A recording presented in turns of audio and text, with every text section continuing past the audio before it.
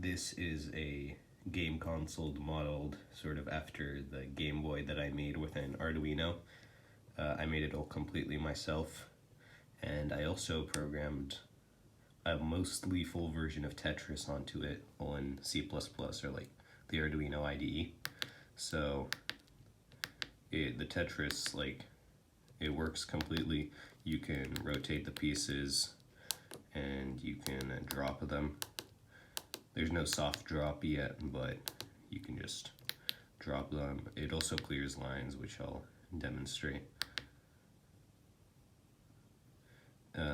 It's pretty slow because it's using an Arduino, and an Arduino, I'm sort of pushing it to its limits, but yeah, here's how clear a line. So I dropped in, it cleared that line, and yeah.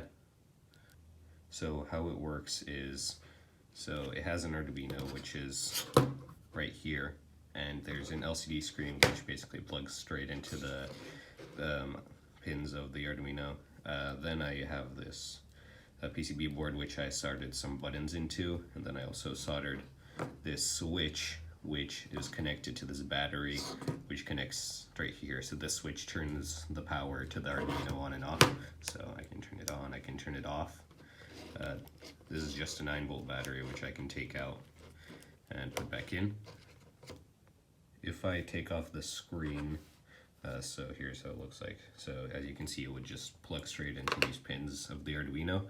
But as you can see here, I have all the buttons basically wired up. I have all of these buttons except for this button wired to pins that can use interrupts. So in my code, I use interrupts because there's no multi-threading on the Arduino, since it's a single core processor. And yeah, I'll show the code now. So this is the code. It's in the Arduino IDE and it's all in C++.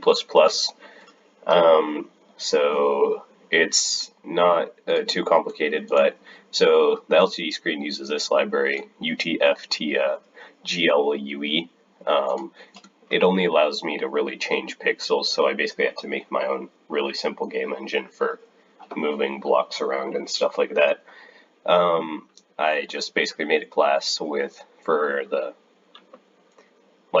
because basically the game is just like a large grid, and you can move each grid space over, or like the colors over, and also checks for collisions and stuff like that.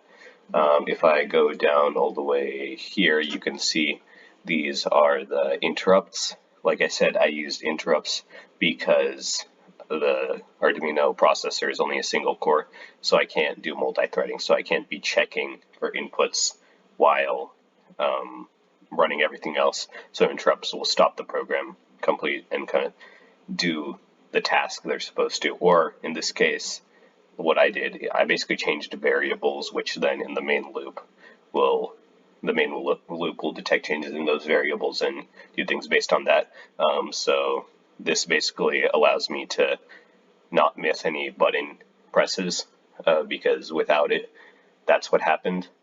And yeah, besides that, it's mostly just like moving the pieces. For rotating, I used a simple rotation matrix to rotate around the piece's center, which was just the average of each block's X and Y position. And yeah, that's pretty much it.